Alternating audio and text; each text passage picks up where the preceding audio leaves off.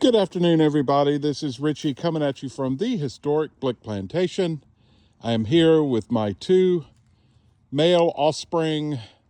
Spencer's on the right. He's the oldest son. Yes, I am. Harrison's on the left. He's the younger son. They're both named Richard. My name is Richard. And they are the proud owners of this property.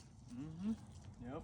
They're the ones that are going to carry on their traditions and help dear old dad with it. Since their poppy is now gone, it's up to us to do it. Yep. What do you think about, well, first of all, about our event yesterday, which is kind of like a family day or cultural day or history day, day of living history, something like that. We'll come up with a name for it because I think we're going to do it every year. We're going to try to, but give me your thoughts. Let's start with you, Spencer. What are your favorite part about yesterday? My favorite part about yesterday was the fact that we had so many different people show up, whether they were followers of the page or not. We even had the Amish come and say hello to our stew cooking, and they really enjoyed it. They were a really nice presence around, and just the environment around here was amazing. It's really everything you could have asked for the event. Yep. I enjoyed them coming as well. I enjoyed quite a bit of it, and including the old Brunswick camp dressing. You know, they had several people and several of their members that dressed in Civil War era attire, which was really neat. Oh yeah. And I could just feel the ancestral presence almost with that because of the three people that the brothers that lived in this house, that were raised in this house, and the one William that died at Gettysburg. Look at Ginger sniffing around back there. But there's our mascot, Ginger. All right, Harrison, what do you think? What are your thoughts of yesterday? I thought it went really well. My favorite part was definitely the stew, tasting the stew, adding in the stew, ingredients, just building it from a small pot into a massive pot of Brunswick stew. It tasted really good, and we just added onto it, and it just ended up even better. Yeah. I really liked it. So you like the food? Look at me. Yes, I do. Tracy cooked in Dennis cooked some of that. It's called I forgot the name of it now, Tracy, but it's a real thick, almost like a bacon, but it's a smoked, highly salted, and we all got to try that, so that was really cool. And Harrison, what about the bread? Oh, the pan bread was really well. I love the pan bread with melted butter on it. It was really good. Yeah. It went back for more than seconds. Yeah. What did you think of the texture of the bread? The texture, it tasted like bread. The texture felt like bread. It tasted like it was really nice. It was soft too, but the crust was nice and like solid. But the actual bread was nice and soft. It was really nice. It wasn't as airy or fluffy as modern day bread. To me, it felt kind of spongy. Yeah. Mm-hmm. Oh, that's true. That's a good analogy. It was a good spongy, but it was different from the bread that you would have at like the supermarket now. And so, like you two, your generation, Harrison is 18 and Spencer is about to turn 20, and your generation and mine, and I'm 51. We are able to learn a little bit about how Civil War soldiers ate, and Tracy explained how they got their rations and like the bacon and the bread. They got a little bit of each, a little bit of flour and very simple ingredients, and it really makes you think of the people that built this country and that fought for this country and fought for their way of life and died for it. But the fact that they marched hundreds and hundreds and hundreds of miles and through wilderness and wool attire, through famine and winters, and you just think about all your ancestors and how they did that on the road, just on dirt trails. It just gives us a deeper appreciation for what they went through several different wars. In our family, we had Revolutionary War, and then we had War of 1812, and then we had a couple other things in the middle, and then the Civil War, and then we had things after that, even the World Wars. So we'll get to all that another time. But in closing, what are your thoughts on how the house is coming along? We've done a lot of decorating. We've got some antiques now. Spencer went back in the attic yesterday and had to resecure a tarp, and he put up the new flag up there over the front door. Flag right back there. Yeah, a cousin and follower, Judy Ogburn, gave us the American flag, so we replaced the old faded El Cheapo one with that one, which is a little bit better. But it certainly makes the front door look nice, and of course we've got a holiday wreath on the door already. But what are your thoughts? I really think it's turning out very well. It's turning out a lot better than I ever thought it would have, if I'm being completely honest. Yeah. And From the first day that you saw it. Oh, man. from it being covered in soot and ash, and now there's a carpet in the living room. You had to shovel that room, and now there's a carpet in there. Yep. $5 at the auction too. That's all I paid for that rug was $5. Not bad.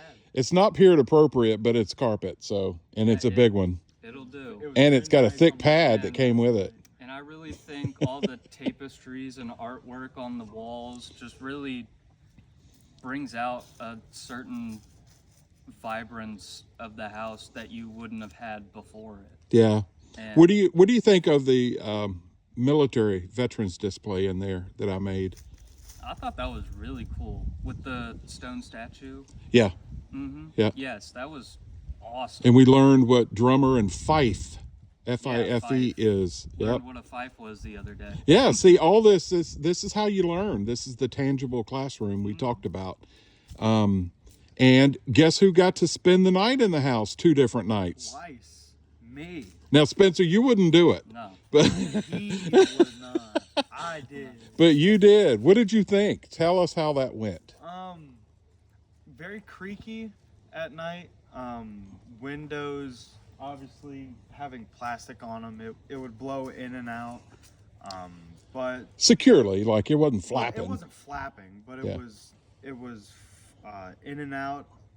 Some doors would just move a little bit, or a floorboard would creak Yeah, upstairs. I heard it all, but I bet you did. Did you? overall it was really nice. I stayed warm. I had a heater in my room. Yeah, he had an old Kerasan heater from the 80s that my dad gave me. I got a couple of those. But it was really nice. I was actually able to get really good sleep in there, and I am probably gonna sleep in there more often. Yeah, that's really cool. And a follower, a friend of mine, Matt Hanan, gave us that bed that's in there, so that makes it a little more comfortable. So, what would you recommend? Like as far as if somebody did you interact with the ancestors' spirits? I stayed in my territory. You didn't talk to them? I didn't try. Well, you introduced yourself when I you didn't went in the try to house. Pester them or Stir them up. scare them. We attempted to last night once. We said, if there's anyone here, please give us a sign. She's doing what she does best. She loves to dig. Anyway, go ahead. Please give us a sign. You be careful when you ask for stuff like that. We asked for a sign, but unfortunately, I don't believe it was late enough at night for them to want to come out just yet. They were Yeah. scared The of sun was me. still setting. Yeah. Yeah, they were intimidated by They were his scared presence. by me. Maybe it was your odor. Maybe. You never know. You never know. We're Blick boys. So, all right. Do y'all want to say anything in closing? Well, We've I'd got like to give 5,000 followers on Facebook. We haven't even started Instagram yet. So we've got to get that started. I've got it page marked, but it's not launched.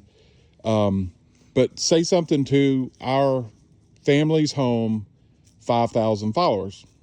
Well, before I get to that, I want to give a special thank you to the old Brunswick camp for all of their help yesterday and day before, Yeah. setting up and giving us a very surreal, what would have looked like a Civil War camp, I believe. Yeah, it was. They did a great job and very informative. And they had a lot of people come by this house to support them. Oh, yes. They had visitors. They had people dressed in attire. We got to meet some people, and I think several of them, of course, knew my dad, your grandfather. You know, he was pretty well known in the area. But I'm very proud that they came and that they took the effort. I mean, that's a lot of effort still. They came Friday afternoon and got everything set up, and then was here at 5:30 in the morning to start the fire and to start cooking and start the stew all day until the sunset last night's when they left. Special shout out for that cowboy coffee. That was very good. Yes, Dennis. Dennis made him cowboy I coffee, wasn't able to try it, so. which is not filtered. That No, the it's grounds not. are in the bottom of it. That's You really. gotta pour it slow. It's like it's thick. But you did put sugar in it. Thanks. Tracy had sugar for you. I put a spoon and a half of sugar in it. Oh my goodness. You can't Well, handle real coffee. You didn't have any. I didn't even try it. You didn't even try it. It's less than what I regularly put in there, so that should put it into perspective. I tried to keep it as normal as I could. Yeah.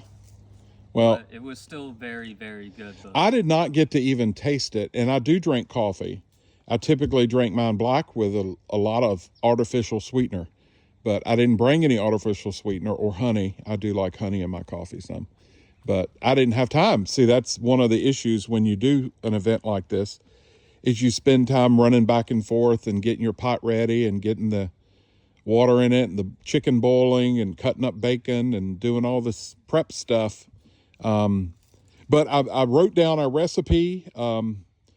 The stew that we had from our pot was my dad's recipe, which he had altered from his family's recipe, which is the Wren side of the family, and down the Dry Bread Road in Emporia.